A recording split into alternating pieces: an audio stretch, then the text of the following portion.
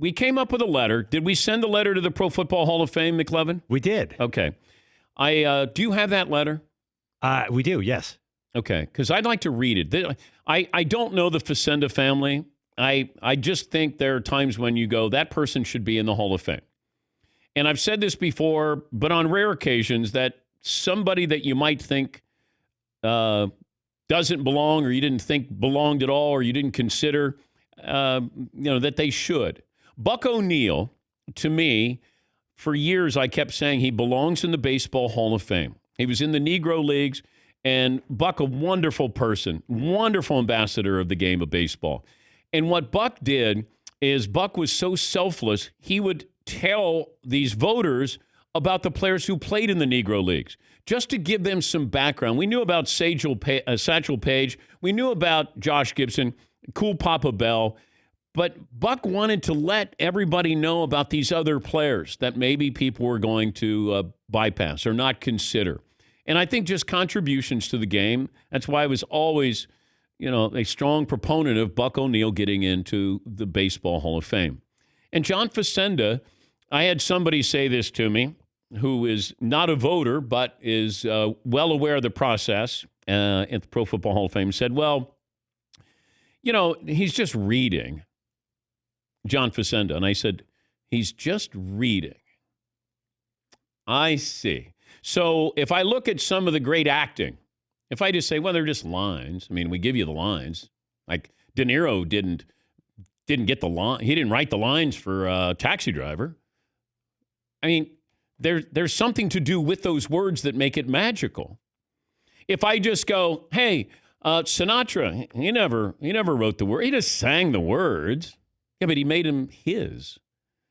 Like those words became his words and his interpretation of that. What John Facenda did, there's interpretation there. It's his style. They've been trying to recreate that style. They brought in Harry Callis. Harry Callis didn't come close to John Facenda. Great voice? Not the same. John Facenda was unique. And I thought, why not have the voice of the sport in the Hall of Fame? Where you go and there's an exhibit where you can press the button and you could hear. Everybody else, you get to watch their highlights. You press the button, you hear John Facenda. Maybe 5 of his best calls. The Autumn Wind. Like there are just so many things that he did. And he sounded great, unique. And, I talked to McLevin. I said, I want to write a letter to the Pro Football Hall of Fame. And just on behalf of John Facenda. Yeah, McLevin. Did James Earl Jones just read lines as Darth Vader? I mean, yes, apparently. There's an art to that, right? Yeah, and that's what I was arguing about. Not fighting, but I did call the Pro Football Hall of Fame, and I just said, can I send you in a letter on behalf of John Facenda? That's it. I don't have anything invested in this other than it just seems like a natural that he should be in the Pro Football Hall of Fame. And they said, yes, send the letter. We'll bring it up. And I said, can I call back? Can I speak on his behalf? And they said, well, no, just the writers do. The voters do. I said, okay. If any writers want to get a hold of me to ask me about it, I'd be more than happy to talk to them. But I think it's self-explanatory. John Facenda belongs in the Pro Football Hall of Fame. I wrote this letter to the Pro Football Hall of Fame, David Baker, who does a great job at the Hall of Fame. And I called him and I said, I want to write a letter on behalf of John Facenda. And he said, love it. We love people getting involved. And I started by saying, Dear Mr. Baker, I'm writing to ask you to consider NFL Films narrator John Facenda for the Pete Rozelle Radio Television Award. Facenda's rich voice and perfect timing and pace help films turn football into an art, along with creators Ed and Steve Sable, who were deservedly honored by the Hall of Fame. Facenda helped films establish the NFL as our country's premier sport. Known by fans as the voice of God, Facenda's dulcet baritone was essential to the brilliant music and the brilliant pose in all of those great highlights. Every broadcaster tries to do their best John Facenda impersonation.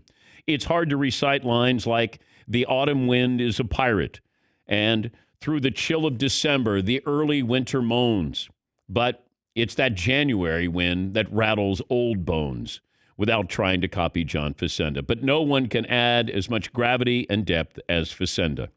Sometimes we take for granted how important the voices of a sport can be in establishing its popularity.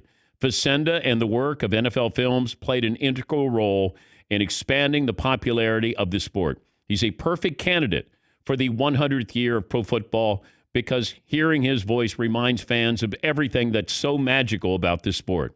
There are many wonderful broadcasters who have been honored by the Hall of Fame, but the list is incomplete if John Facenda is not part of it. Some say the criteria for the Hall of Fame should be whether you can tell the story of a sport without that person. You might be able to tell the story of the NFL without him, but it's a lot more exciting when it's John Facenda's voice is part of the soundtrack of football history. Sincerely, Dan Patrick. So I sent that to David Baker, and we'll see. We'll follow up, and hopefully John Facenda, I don't know if he's ever been considered before, but at least we get an opportunity to nominate him. Yeah, McLevin. When this all started, I was surprised that he wasn't in. I'm like, who's in if he's not in? Yeah. You know, I know Myron Cope is a big name and deservedly in, but there aren't a lot. These football, like John Madden, but they don't have. It's not like baseball. All the great voices are baseball, right? Yeah, are in the Hall of Fame. Yeah, makes sense.